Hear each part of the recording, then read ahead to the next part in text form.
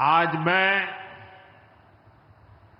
Operation सिंदूर के बाद पहली बार काशी आया हूं।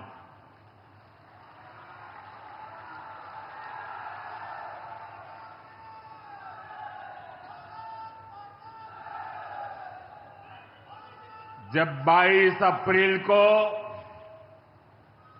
पहलगाम में आतंकी हमला हुआ था, 26 निर्दोष लोगों की इतनी बेरहमी से हत्या कर दी गई। उनके परिवार की पीड़ा, उन बच्चों का दुख, उन बेटियों की वेदना, मेरा हृदय बहुत तकलीफ से भर गया था। तब मैं बाबा विश्वनाथ से यही मना रहा था कि सभी पीड़ित परिवारों को ये दुख सहने की हिम्मत दे। काशी के मेरे मालिकों, मैंने अपनी बेटियों के सिंदूर का बदला लेने का जो वचन दिया था,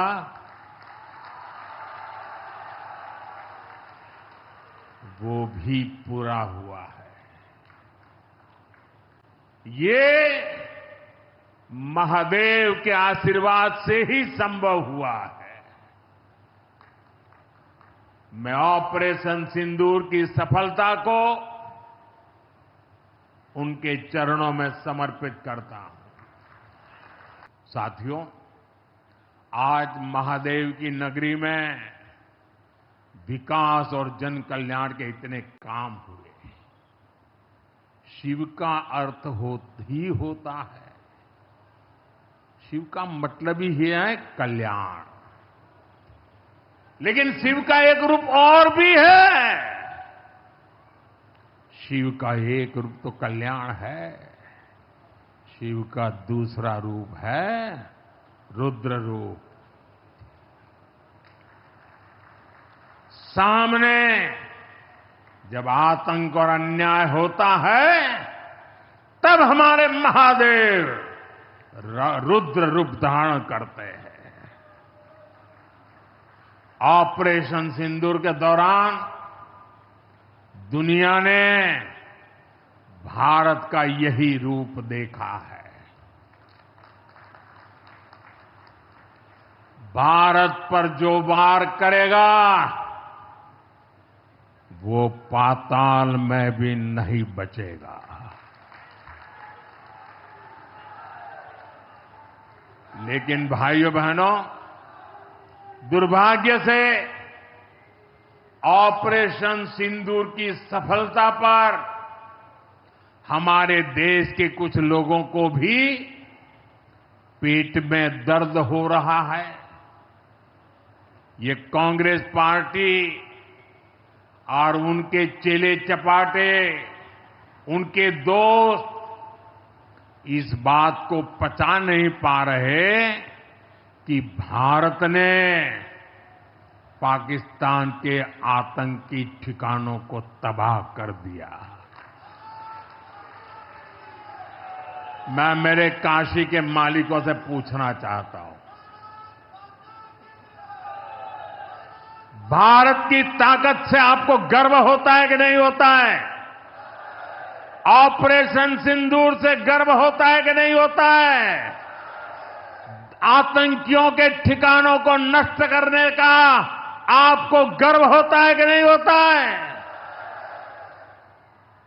साथियों, आपने वो तस्वीरें देखी होगी,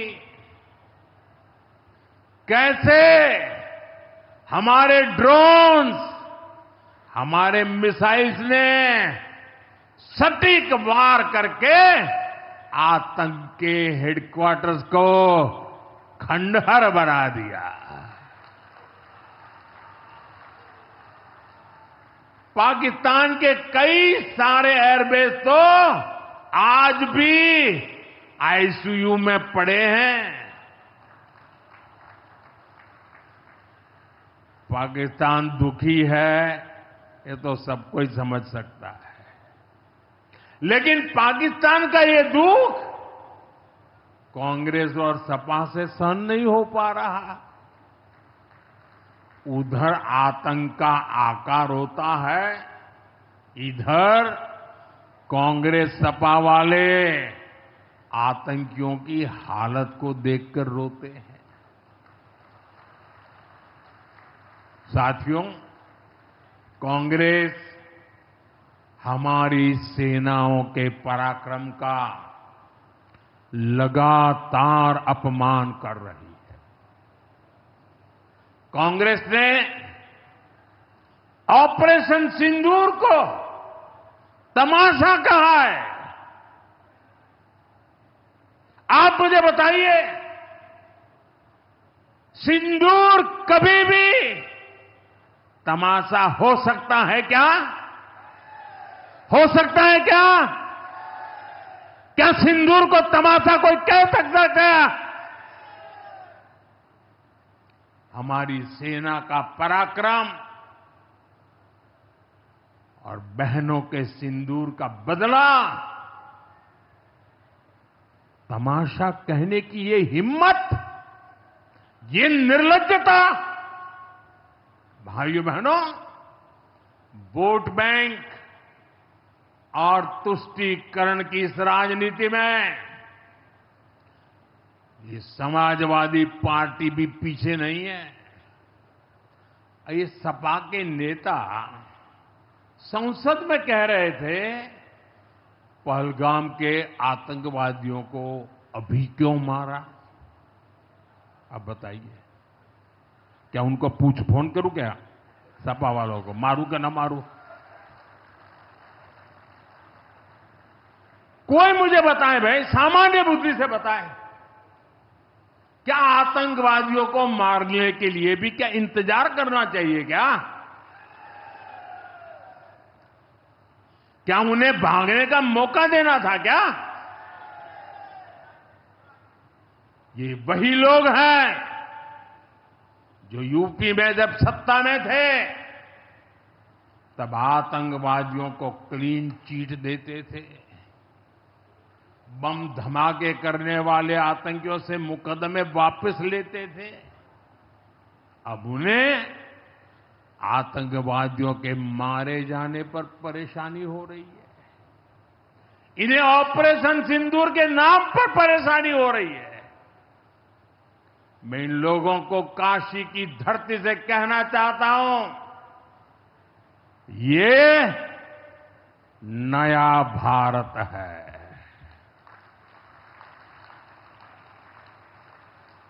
ये नया भारत भोलेनाथ को भी पूजता है और देश के दुश्मनों के सामने काल भैरव भी बन जाता है।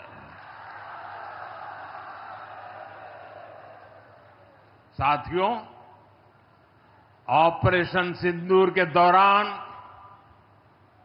भारत के स्वदेशी हथियारों की ताकत पूरी दुनिया ने देखी है। हमारे एयर डिफेंस सिस्टम, हमारी स्वदेशी मिसाइलें, स्वदेशी ड्रोन्स, इन्होंने आत्मनिर्भर भारत की ताकत को साबित किया है। खासकर हमारी ब्रह्मोस मिसाइलें, इनकी दहशत भारत के हर दुश्मन के भीतर भर गई है। पाकिस्तान में कहीं यूं ही ब्रह्मोस आवाज आ जाए ना तो नींद नहीं आती। मेरे प्यारे भाई बहनों, मैं यूपी का सांसद हूं। यूपी के सांसद के नाते मुझे खुशी है कि वो ब्रह्मोस मिसाइलें हमारे यूपी में भी बनेगी।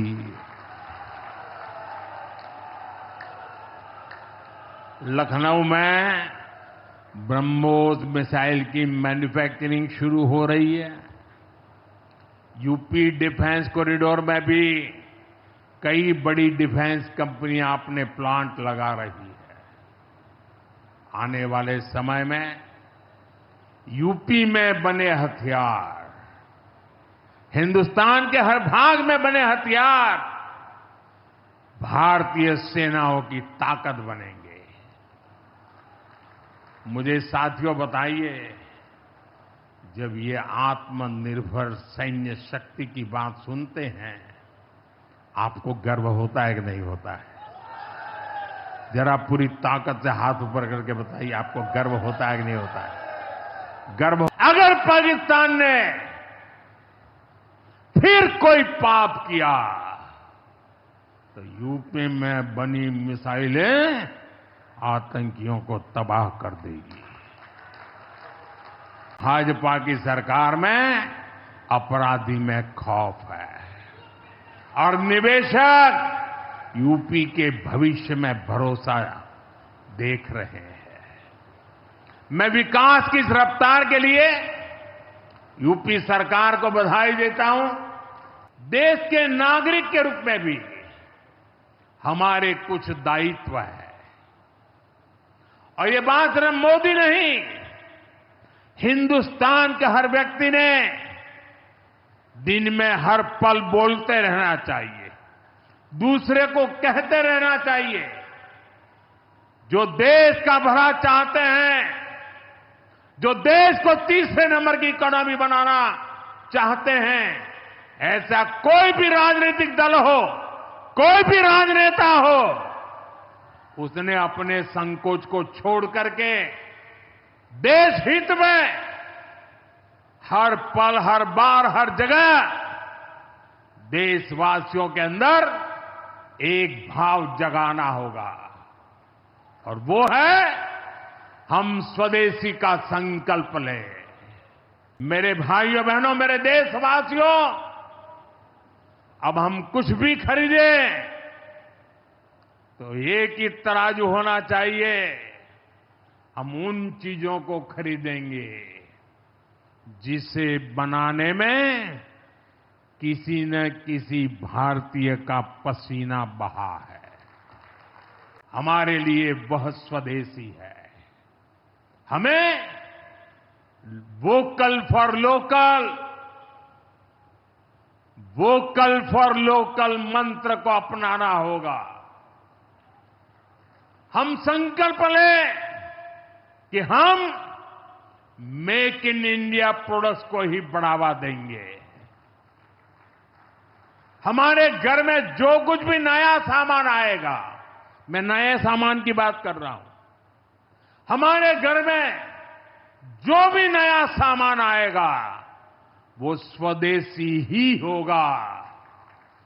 ये जिम्मेदारी हर देशवासी को लेनी होगी। जब देशवासियों को कहा था मेड इन इंडिया, अब विदेशों में जाकर के शादियां कर करके देश का धन मत लुटाओ।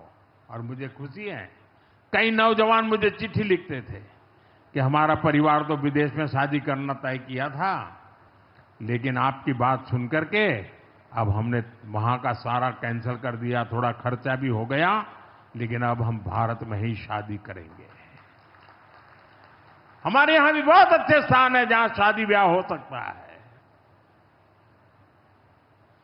हर बात में स्वदेशी का भाव आने वाले दिनों में हमारा भविष्य तय करने वाला है दोस्तों। और ये महात्मा गांधी को भी बड़ी श्रद्धांजलि होगी। साथियों, सबके प्रयास से ही विकसित भारत का सपना पूरा होगा। एक बार फिर आपको आज के विकास कार्यों की बहुत बहुत बधाई देता हूं और भविष्य में वोकल फॉर लोकल, खरीदेंगे तो स्वदेशी खरीदेंगे, घर सजाएंगे तो स्वदेशी से सजाएंगे, जिंदगी बढ़ाएंगे तो स्वदेशी से बढ़ाएंगे। इस मंत्र को लेकर के चल पड़े। बहुत बहुत धन्यवाद। मेरे साथ बोले हर हर महादेव।